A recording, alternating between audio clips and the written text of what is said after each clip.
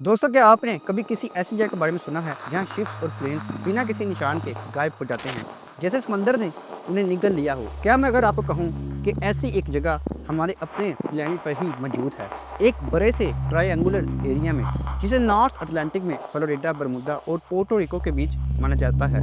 वहाँ है Bermuda triangle, जिसे लोग डेविल्स ट्रायंगल भी कहते हैं। पिछले कई दशकों से इस जगह को दुनिया का सबसे मिस्टीरियस प्लेस कहा गया है। ऐसी जगह जहां शिप्स, प्लेन्स और लोग ऐसे गायब हुए जैसे हवा हो गए हों। बात है 1492 की, जब क्रिस्टोफर कोलंबस अपने शिप के साथ इसी ओशन में सफर कर रहा था। उसने लिखा, एक फ्लेम ऑफ फायर आसमान से टपक कर समंदर में गिर गया और उसके बाद उसका कंपास कुछ अजीब रीडिंग्स दिखाने लगा, ऐसी रीडिंग्स जो समझ से बाहर थी। कोलंबस ने यह बात अपने क्रू से छुपा ली क्योंकि उसे डर था कि कहीं पैनिक ना हो जाए। फिर आता है 20वीं सेंचुरी, जब बरमूदा ट्रायंगल का नाम सच में दुनिया भर में मशहूर होने लगता है।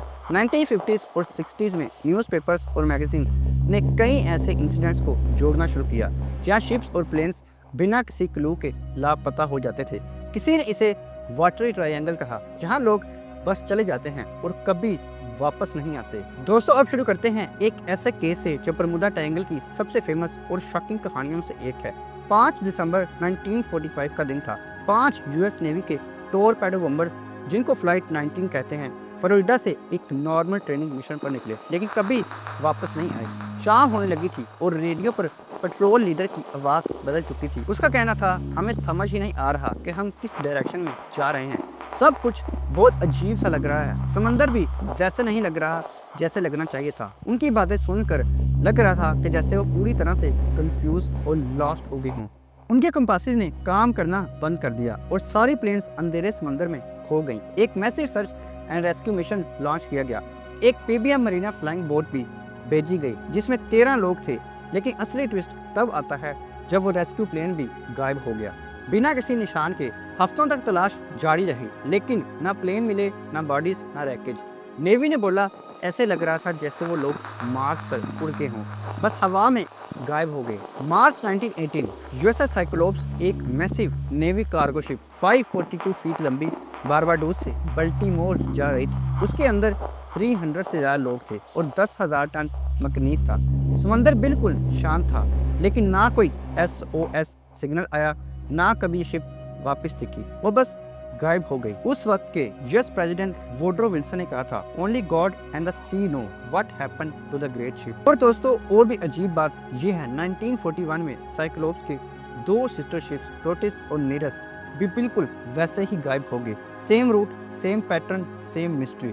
लेकिन दोस्तों, बरमूदा ट्रायंगल के राज यहाँ खत्म नहीं होते। 2 ब्रिटिश एयरलाइनर्स जो 1940s के पोस्ट वार इरा में उड़ान भर रहे थे। जनवरी 1948 में स्टार टाइगर बरमूदा जा रहा था और एग्जैक्टली 1 साल बाद जनवरी 1949 में स्टार एरियल बरमूदा से निकल रहा था। लेकिन दोस्तों, दोनों प्लेन्स कभी अपनी मंजिल तक नहीं पहुंचे। वो बस हवा में कहीं गायब हो गए। ना कोई रैकेज मिला, ना कोई मेडे सिग्नल। उनका आखिरी रेडियो मैसेज बिल्कुल नॉर्मल था, जैसे सब कुछ ठीक चल रहा हो। इसी दौरान एक डोगलस DC-3 प्लेन जो पोर्टो रिको से फ्लोरिडा जा रहा था, वो भी हवा में गायब हो गया।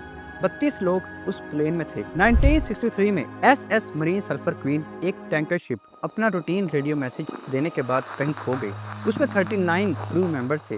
सिर्फ थोड़ा सा डेब्रिस मिला, बाकी सब मिस्ट्री बन गया। और सबसे बड़ा इंसिडेंट दिसंबर 1967, एक छोटी सी 23 फीट की कैबिन क्रूजर थी जिसका नाम था विचक्राफ्ट। मियामी से रात को 2 आदमियों के साथ एक छोटी ट्रिप पर निकली थी। कुछ देर बाद कोस्ट गार्ड को एक कॉम कॉल आई, हमारी बोट किसी चीज़ से टकराई है, हमें तुरंत मदद चाहिए।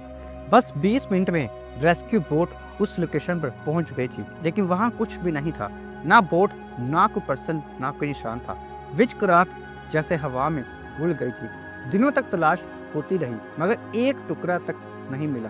तो दोस्तों, सवाल वही है कि ये सब कोइंसिडेंस है या कुछ और छुपा है इस बरमूदा ट्रायंगल के समंदर के नीचे। हो सकता है जवाब हमें कभी ना मिले, या शायद हम सिर्फ सही वक्त का इंतजार कर रहे हैं। तो दोस्तों, आखिर इस बरमूदा ट्रायंगल में इतनी डिसअपीयरेंसेस होती क्यों हैं? साइंटिस्ट और स्टोरी टेलर्स ने सालों से काउंटलेस थ्योरीज दी हैं, कुछ साइंटिफिक और कुछ सुपरनेचुरल। साइंटिफिक साइड पे एक पॉपुलर आइडिया है मैग्नेटिक अनोमलीज का। बरमूदा ट्रायंगल उन रेयर जगहों में से एक है जहां कंपास ट्रू नॉर्थ पॉइंट करता है, जो नेविगेटर्स को गलत डायरेक्शन में ले जा सकता है। दूसरा कल्प्रिट है weather sudden hurricanes, violent storms और वाटर स्पोर्ट्स जो बिना वार्निंग के आ जाते हैं।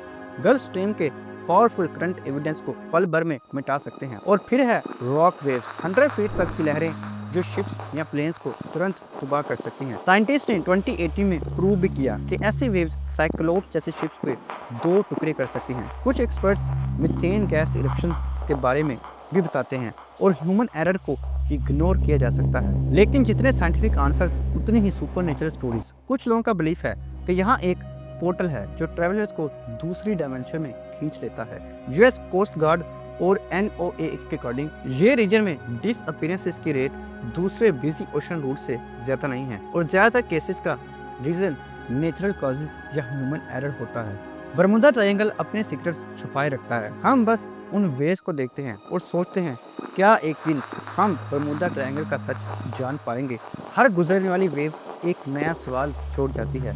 शायद एक दिन कोई सच सामने आ जाए या शायद बरमुदा ट्रायंगल हमेशा के लिए एक अनसॉल्व्ड मिस्ट्री बनकर रहे। Thank you so much.